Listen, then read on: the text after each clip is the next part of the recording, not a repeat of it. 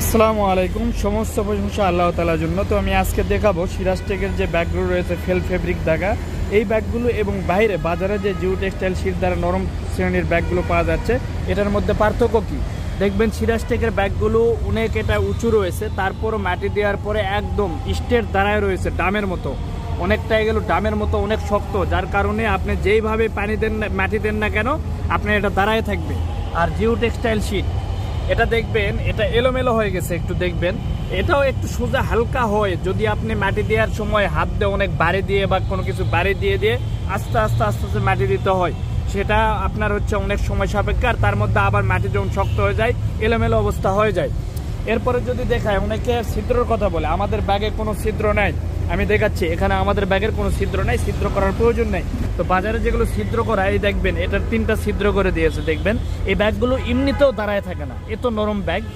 আর এই যে ভিতরে যদি দেখায় আপনার এই অবস্থা ওভারলক করে নেয়, আমাদের ওভারলক করা থাকে।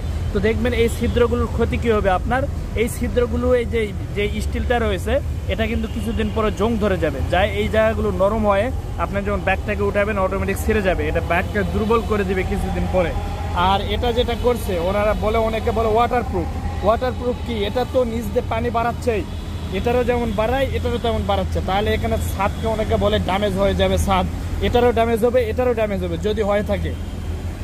আমি সিভিল ইঞ্জিনিয়ার হয়ে বলতেছি, আপনার যদি ছাদ ড্যামেজ মুক্ত রাখতে চান সেক্ষেত্রে আপনাকে পেন্টিং করতে হবে ছাদে, যে ড্যাম প্রুফ পেন্টিং কিছু পাওয়া যায়, অথবা জলছাদ করে নিতে হবে, অথবা ছাদ ঢালাইয়ের সময় এক ধরনের কেমিক্যাল পাওয়া যায়, এই কেমিক্যাল দিয়ে আপনাকে ছাদটা ঢালাই করে নিতে হবে, অথবা আপনাকে এইরকম স্ট্যান্ড তৈরি করে নিতে হবে, যেগুলো ওয়ার্কশপে গেলে আপনারা তৈরি করতে পারবেন।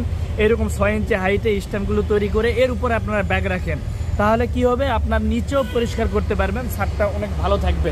কিন্তু এই যে অনেকে বলতেছে এটা ভুয়া কথা একদম, যদি ছাদকে ড্যাম প্রুফ করার কথাই আসে তাহলে নিচে কেন ছিদ্র দেওয়া হবে? এটার তো অটোমেটিক সাইড দিয়ে পানি বাইর হয়, তাহলে নিচে একদম না ছিদ্র দিয়ে রাখাটাই তাদের ভালো ছিল। তো আশা করি বুঝতে পারছেন, আমাদের এই জিও টেক্সটাইল শীট ব্যাগগুলো রয়েছে জিও ফেল ফেব্রিক দ্বারা যেগুলো তৈরি করি, এরপরে ফেল ফেব্রিক দ্বারা আমাদের বিভিন্ন শপিং ব্যাগ, বিভিন্ন ধরনের ব্যাগ রয়েছে, এবং আমরা নদী উপকূলের জন্য geo bag geo textile sheet sell করে থাকি, যেটা এরকম নরম কাপড় দ্বারা তৈরি হয়, এগুলো নদী উপকূলের জন্য। আর ওটাই ফেল ফেব্রিক, এটাই কিছু প্রসেসিংয়ের মাধ্যমে আরও শক্ত করা হয়। আমাদের এই ফেব্রিকগুলো কিন্তু বাইরে থেকে নিয়ে আসে, অনেক খরচ পড়ে যায়, তারপরও তাদের সমান প্রায় দাম রয়েছে, আমাদের তাদের থেকে কম অথবা তাদের সমান দাম রয়েছে, এর বেশি আমরা নেই না, অথচ এটা আমাদের আরও বেশি টাকাতে কিনতে হয়, বাইরে থেকে নিয়ে আসতে হয়। তো আজকে এই পর্যন্ত, সবাই ভালো থাকবেন, সুস্থ থাকবেন, আল্লাহ হাফেজ।